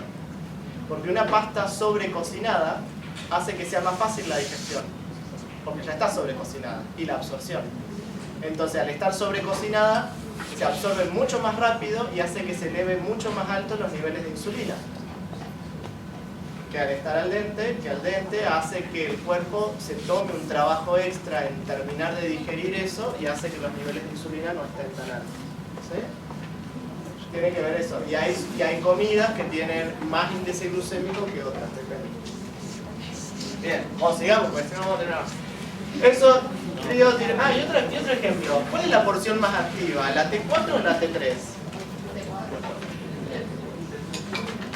La T3. ¿Por qué? ¿Qué pasa? La tiroglobulina produce dos hormonas, la T4 y la T3. La T4 es la que se produce en mayor cantidad y la T3 se produce en menor cantidad. De todas maneras, la que tiene efecto más activo y es más fuerte su efecto es la de la T3, la que está en menor concentración. ¿Sí? Y la T4 se convierte en T3 en el tejido periférico, tejido graso periférico. Por ejemplo, si ustedes le hacen un análisis de sangre a un paciente que tiene obesidad, por ahí se encuentran con que la T3 está aumentada. Pero la T3 quizás está aumentada porque tiene mucho tejido graso, entonces la T4 la va pasando a T3. ¿Se entiende? Otro ejemplo, una chica con una anorexia o una desnutrición grave tiene poco tejido adiposo. Entonces la T4 no va a poder pasar mucho a T3. ¿Se entiende? Entonces tiene una T3 baja, pero es por otra condición. Eso para que les quede grabado que la T4 se convierte en T3 en el tejido graso periférico. ¿Sí? Bien. Profe, Sí. una pregunta. ¿En el caso de la persona obesa tener más de 3 es beneficioso o no? Y no, y aparte el problema que tiene es que esto aumenta el metabolismo basal, ¿sí? Y no es que aumenta el proceso metabólico, porque esa persona seguramente come mal y seguramente va a ser más lo que incorpore de afuera que lo que pueda gastar, y además de eso no le va a colaborar con la presión arterial, porque también le va a inducir mayor presión arterial. Pero es un efecto que está como solapado, porque si estuviese muy alta la T3 y T4, tendría que inhibir a la TSH arriba como retroalimentación negativa y al contrario producir un hipotiroidismo. Pero no es el efecto. Es como un mecanismo compensatorio, pero no ocurre. Después está la calcitonina, que es otra hormona y que no está regulada por la TSH, por la tirotrofina que viene de la hipófisis, sino que tiene una regulación aparte. Estas células, dice, aumenta el depósito del calcio en el hueso bajando los niveles de calcio sanguíneo. Supónganse que ustedes agarraron y se comieron, no sé, encontraron como los nenes, ¿vieron los nenes que agarran y se comen las pastillas que encuentran por ahí tiradas, qué sé yo? Imagínense que la abuela estaba tomando unas pastillas de calcio y el chico va y se come, no sé, 3, 4, 5 pastillas de calcio. Entonces, eleva la calcemia y lo esperado sería que la calcitonina trate de bajar ese calcio que se aumentó. ¿Se entiende? ¿Y a dónde lo lleva? Y una de las fuentes más ricas de calcio que tenemos es el hueso. Y trata de meterla al hueso. ¿Se entiende? Pero fíjense que la calcitonina no está regulada por la TSH. ¿Sí? Sino que tiene como una regulación en función de los niveles de calcio en sangre. ¿Sí? Bien. Y después tenemos a la glándula paratiroide. La glándula paratiroide son glándulas más chiquititas que están por delante de la tiroides, son 4, ¿sí? Y producen hormona paratiroide. Esta hormona paratiroidea también está regulada por el calcio y en este caso es lo contrario, es cuando hay poco calcio. Cuando hay poco calcio, la hormona paratiroide, ¿qué hace? ¿De dónde puede sacar calcio? Del hueso. Entonces va al hueso, estimula a unas células que se llaman osteoclastos. Los osteoclastos hacen osteólisis osteocítica, eso significa resorción ósea, rompe hueso. Entonces el osteoclasto está dentro del hueso y empieza a romper hueso, rompe hueso, y ese hueso que rompe libera calcio y ese calcio lo manda a la sangre. Y así la hormona produce la elevación del calcio. ¿Pero qué no va a pasar en el hueso? Se nos va a debilitar, se nos va a poner osteoporótico el hueso. ¿Sí? Bien. Fíjense cómo el cuerpo está tratando de regular todo el tiempo. ¿Por qué, por ejemplo, una mamá que está dando de lactar, que está haciendo lactancia materna con su hijo, también tiene que tener una incorporación adecuada de calcio? Porque si no se va a descalcificar la madre. Porque le va a tener que proveer de calcio a su hijo. Y si la madre no toma una ingesta adecuada de calcio, se va a empezar a descalcificar ella porque es su propio organismo. O sea, el bebé va a recibir lo que tiene que recibir, pero la madre va a ser un problema. Bien.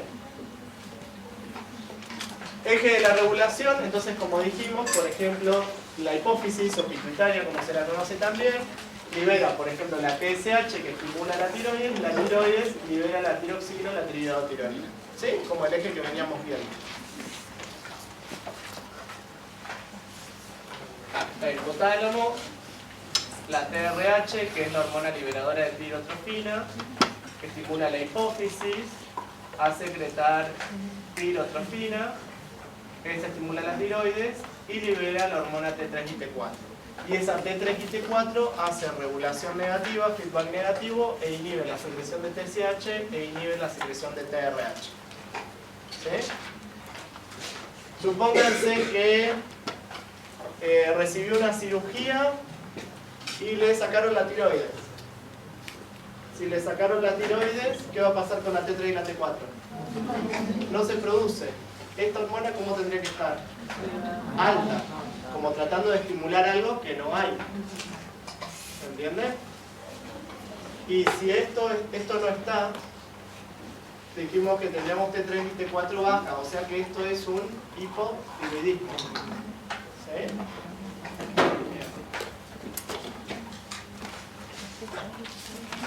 Ahí contrarregulas el feedback negativo y el feedback negativo, ¿sí? De la secreción de sangre. Bien, esto es más o menos lo mismo. Las glándulas paratiroides que recién hablábamos son anteriores y están por delante de la tiroides. Son muy chiquititas y a veces cuando se hacen cirugías de tiroides son muy complicadas porque son tan chiquititas que si tienen que retirar la glándula tiroides por algún motivo, generalmente se la llevan también.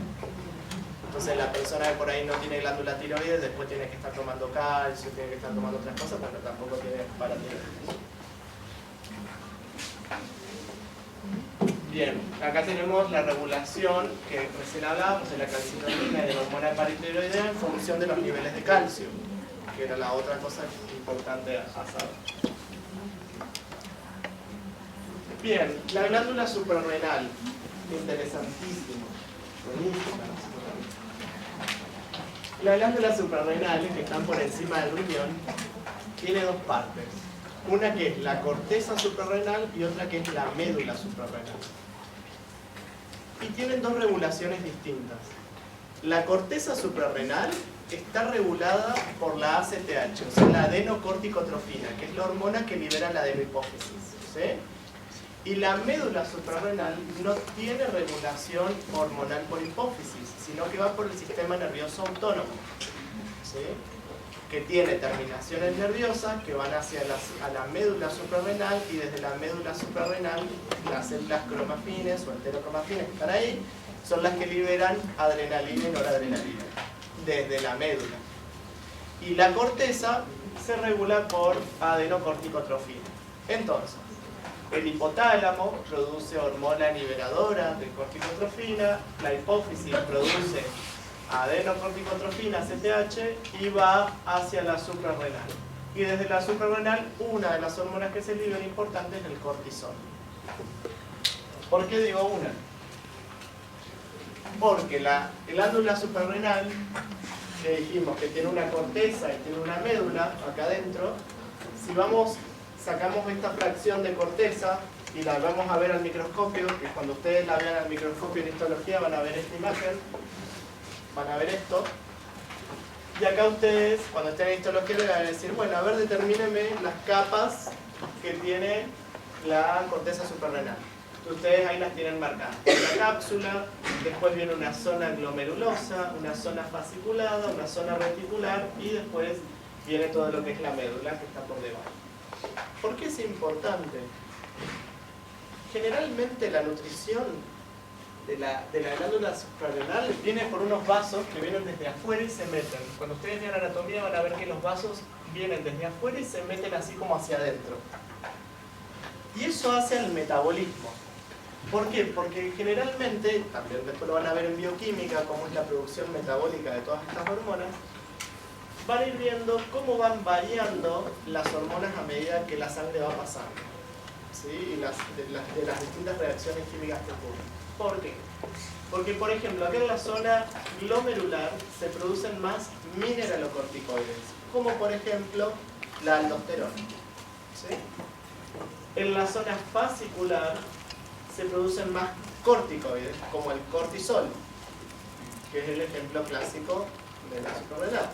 Y si siguen bajando, en la zona reticular se producen hormonas derivadas de los andrógenos, como la dihidroepialdosterona, la androstenediona, ¿sí? Y esas, por ejemplo, estas que están acá, son las que, por ejemplo, en la mujer le da cierta característica virilizante, por ejemplo, el vello pubiano o el vello axilar, ¿sí?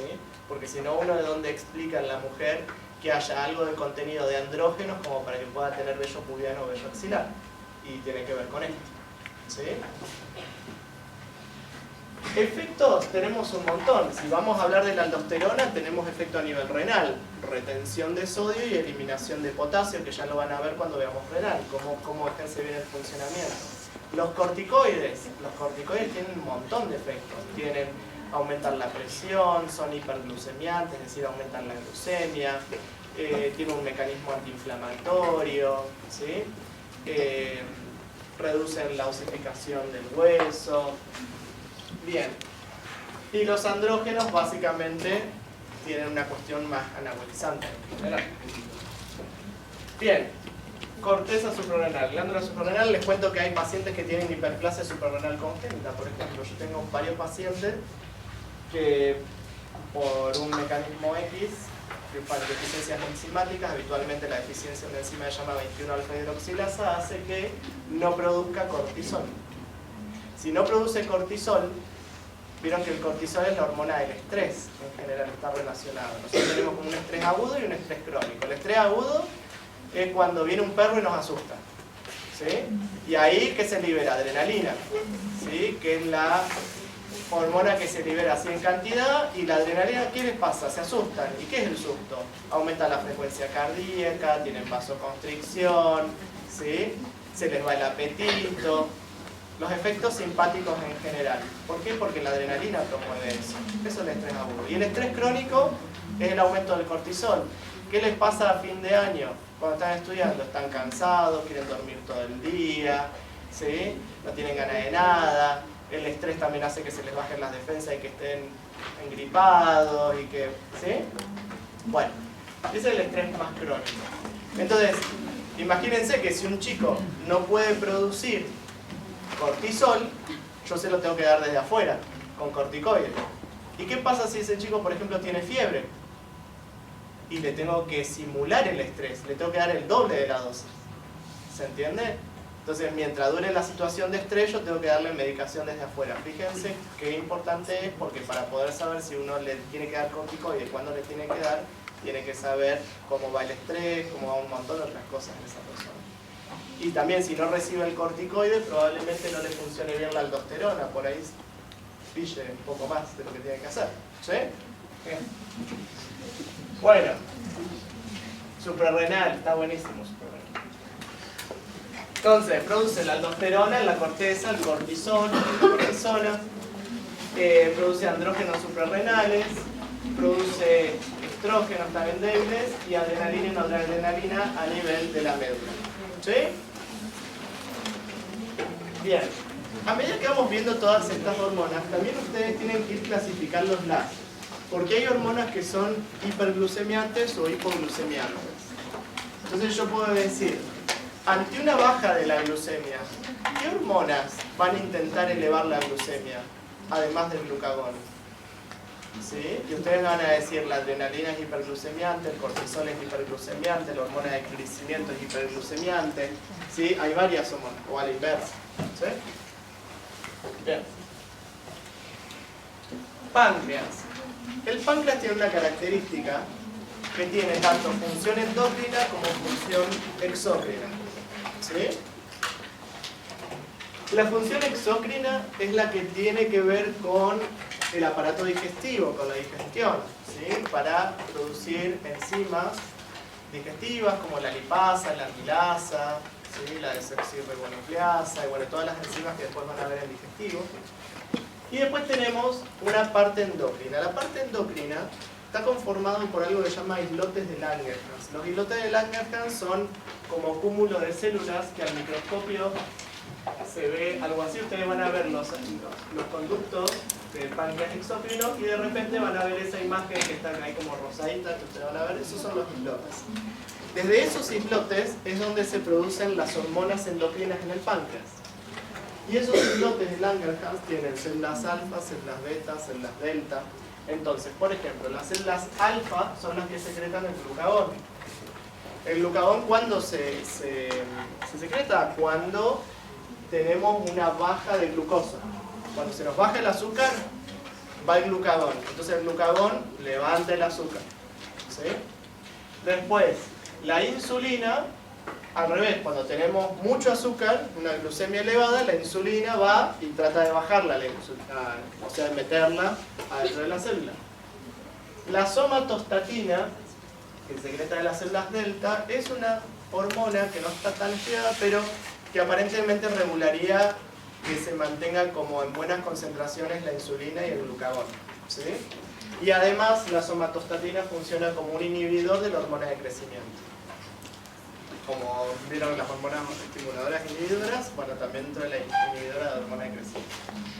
Y el polipéptido pancreático, que bueno, todavía no está tan estudiado, o por lo menos hasta el diseño de este libro, al investigar más, que tendría alguna función respecto al aparato digestivo. Ahí tenemos a los islotes de Langerhans. Entonces, por ejemplo, comemos sándwiches, no sé lo que sea, se nos levanta la glucemia, se va a levantar la insulina para tratar de bajar esa glucemia, ingresar la glucosa en la célula, fosforilarla, que empiece la glucólisis, todo lo que ustedes ya saben.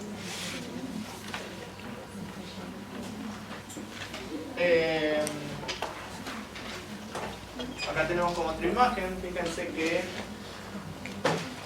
por ejemplo, los niveles de una poca cantidad de azúcar en sangre,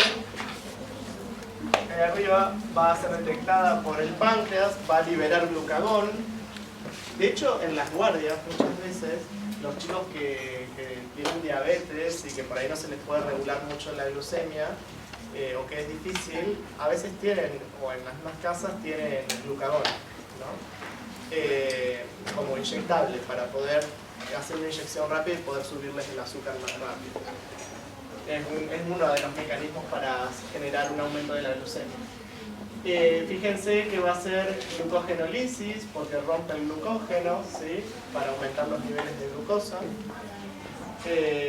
La adrenalina también va a estimular la glucogenolisis. ¿Sí? En cambio la insulina estimula la glucogenogénesis porque lógicamente al tener más glucosa y meterla dentro de la célula, ¿qué va a hacer con tanta glucosa? La tiene que transformar en glucógeno para acumularla. ¿Se acuerdan principalmente de dónde se acumulaba? Músculo. Músculo en el hígado. ¿Por qué? Nunca se preguntaba por qué. Siempre pregúntense por qué. El hígado requiere mucha energía y además de requerir mucha energía funciona como este tipo banco de, digamos, como de concentración de glucosa para justamente regular la glucemia, pero además también el músculo es muy importante por la demanda de energía que tiene el músculo. Entonces es importante que el depósito esté justamente ahí, que es justamente donde más rápido se está utilizando la energía. Bien. Ovarios. Ya vamos terminando. Los ovarios producen estrógenos y progesteronas, ¿sí? Hormonas de naturaleza esteroidea, o sea, liposolubles. Junto con las gonadotropinas lipofuscinares regulan el ciclo reproductivo, estimulan la ovogénesis, ¿sí? Y también producen relaxina que relaja la síntesis pubiana en el momento del embarazo, ayuda a dilatar el cuello. Bueno, el ovario. A ver, ahora en biología no vemos órganos reproductores, pero al menos sí tienen que saber por lo menos cómo funciona el ovario, el ciclo hormonal, ¿sí?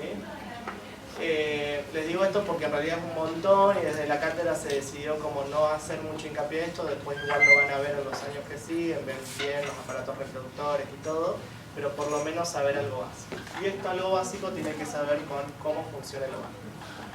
Resulta que en el ovario hay folículos. Estos folículos son los que contienen el ovocito, ¿sí? Bien.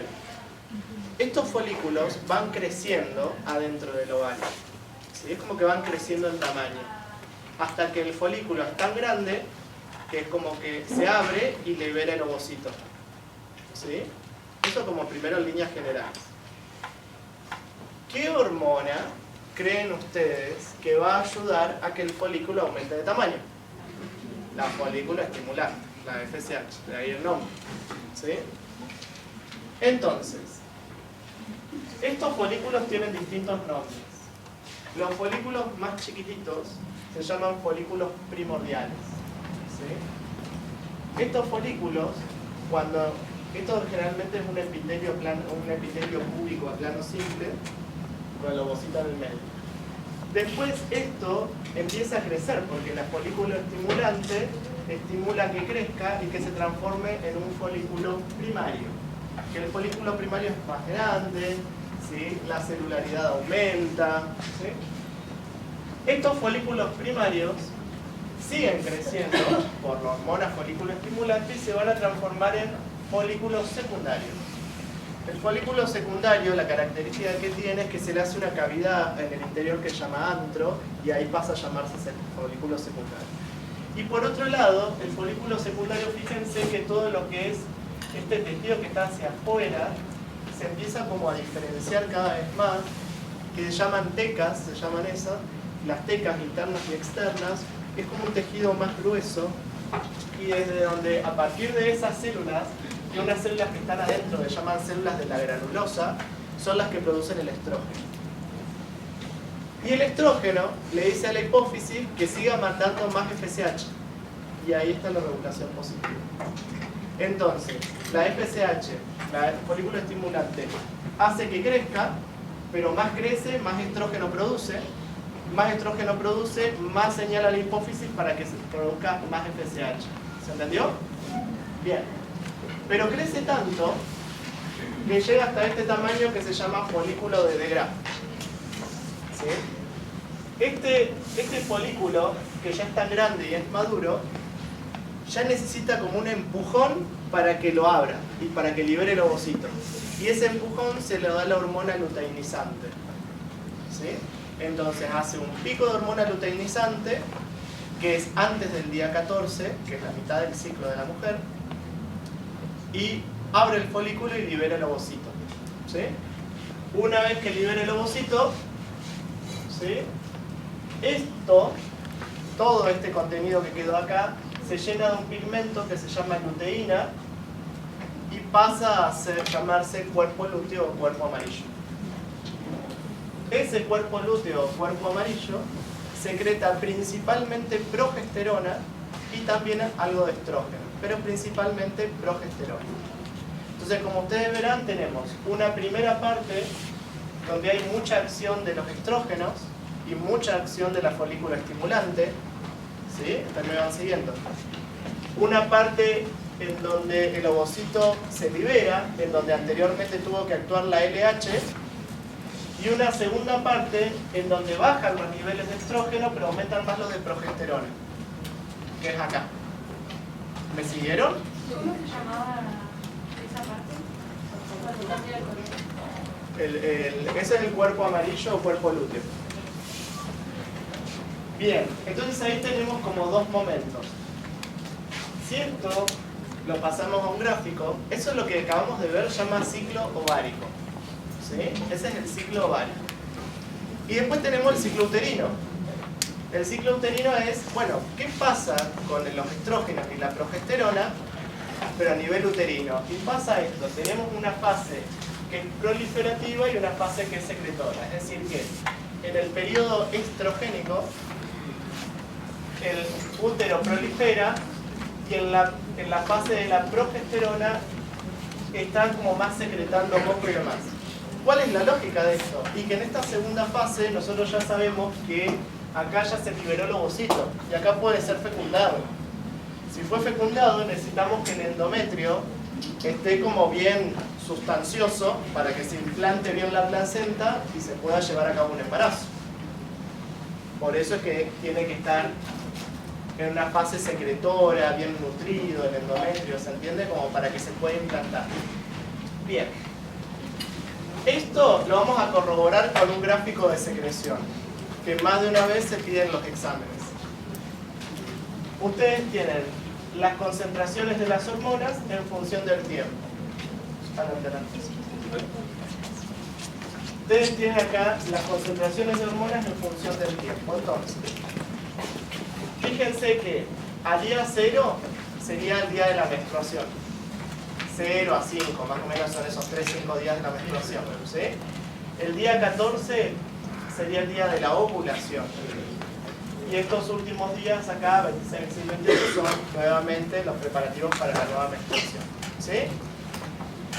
Esto es en un ciclo teórico. ¿Sí? Generalmente no ocurre que sea 28 días así exactos, sino que más o menos algunos días, algunas chicas son más regulares, más irregulares, pero más aproximados. Entonces, en la primera fase del ciclo, ¿se acuerdan qué pasaba? Los folículos iban creciendo en tamaño.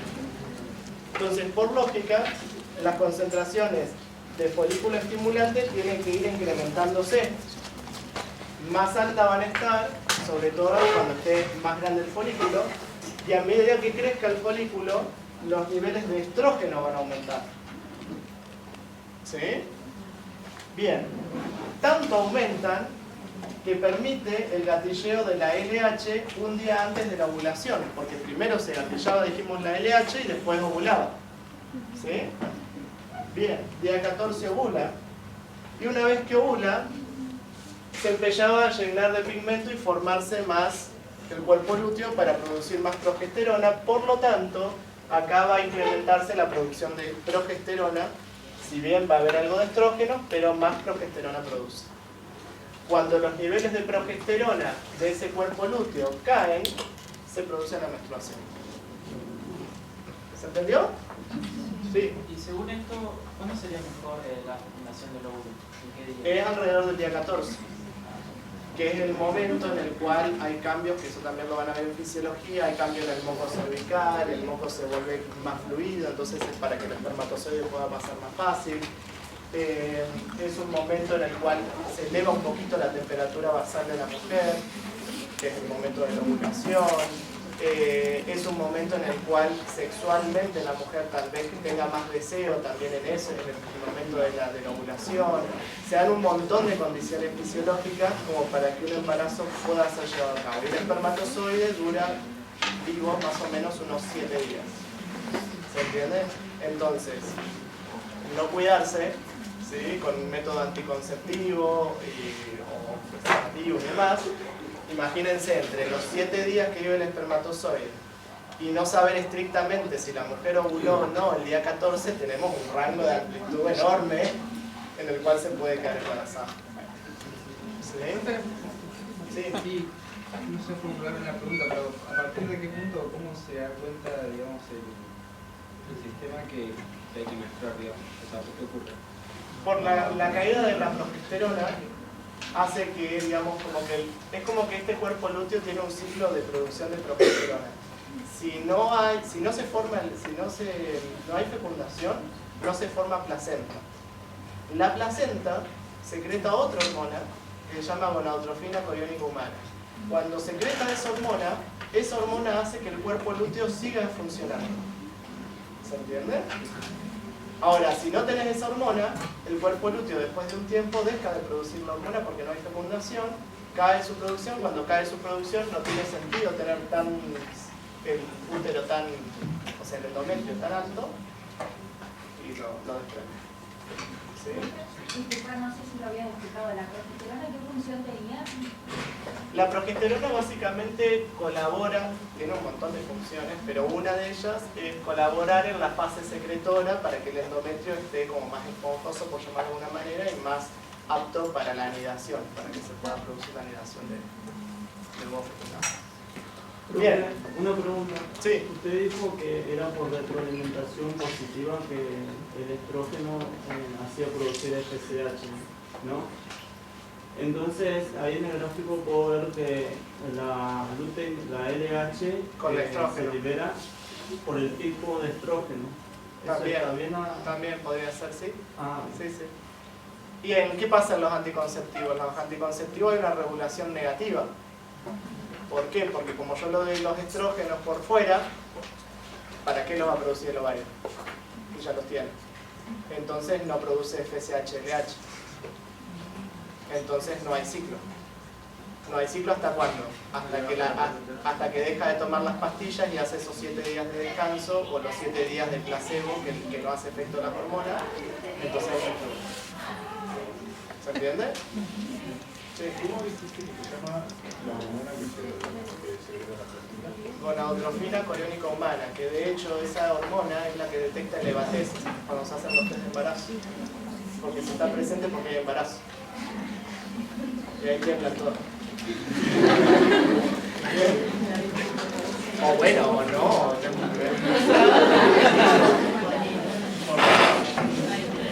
Puede ser serio, puede ser. Bueno, ya hablamos un poco de las retroalimentaciones, estábamos conversando. Y testículos, la FSH básicamente actúa en la maduración de todo lo que es el ciclo para producir a los espermatozoides. Es un ciclo que tarda bastantes días, tarda como 60 y pico de días la producción del espermatozoide. Y en parte de las espermatogonias, las espermatogonias se dividen en espermatocitos primarios, espermatocitos secundarios, espermátidos y espermatozoides. Esa es la secuencia en la que se forman los espermatozoides. Y la FSH actúa principalmente a ese nivel. Y la LH estimula a unas células que llaman células de Leydig, que son unas células que están entre medio de estos túbulos seminíferos en donde se producen los espermatozoides y que es la que produce la testosterona, ¿sí? Con todos los efectos anabolizantes que tiene la testosterona en el varón: cambio de la voz, aumento de la masa muscular, aumento de la densidad mineral ósea, ¿sí? La distribución del vello, la calvicie en algunos. Bien. Acá tienen la producción para los espermatozoides a partir de las que serían las espermatogonias, que algunas espermatogonias inician el proceso meiótico, ¿sí? Para producir los espermatocitos primarios, los secundarios, bueno, todo el proceso de meiosis. Bueno, lo mismo, ¿Se lo que le tiene... va a dar importancia a la parte de estos títulos en la cátedra? Tienen que saber, o sea, lo que nosotros ponemos acá, a ver, si hablamos de meiosis, tienen que saber esto, las espermatogonias, los espermatocitos y demás. Si hablamos de endocrino, tienen que saber cuál es la función del testículo y de la testosterona, digamos, que es conjunta. Lo que no vamos a prestar atención ahora son en cuestiones histológicas o anatómicas respecto a, yo les digo, a ver, cuáles son las capas del escroto. La túnica albuginea, la túnica vaginal, todo eso no lo van a ver después en anatomía. O yo les digo, a ver, cómo está conformado todo el sistema excretor a nivel, ¿cómo se llama? Del aparato masculino. Entonces, ¿dónde están las glándulas seminales? ¿Dónde está la próstata? ¿Dónde, sí? Todo eso no. O el epidídimo, qué función cumple.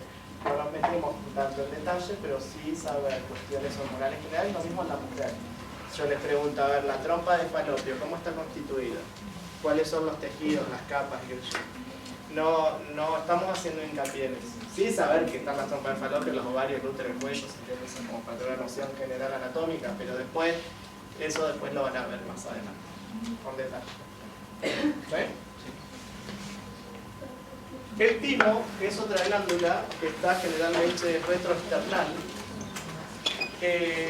y es una glándula que cumple una principal función en los bebés hasta los 2 años de vida, que es más o menos cuando madura el sistema inmune, y es un momento en el cual la glándula como que se retrotrae y pasa a ser más adiposa. Esta glándula secreta algunas hormonas como la timosina, el factor uraltínico, la timopoyetina, etc., que lo que hace es tratar de atraer a las células T del sistema inmune para que maduren en el timo.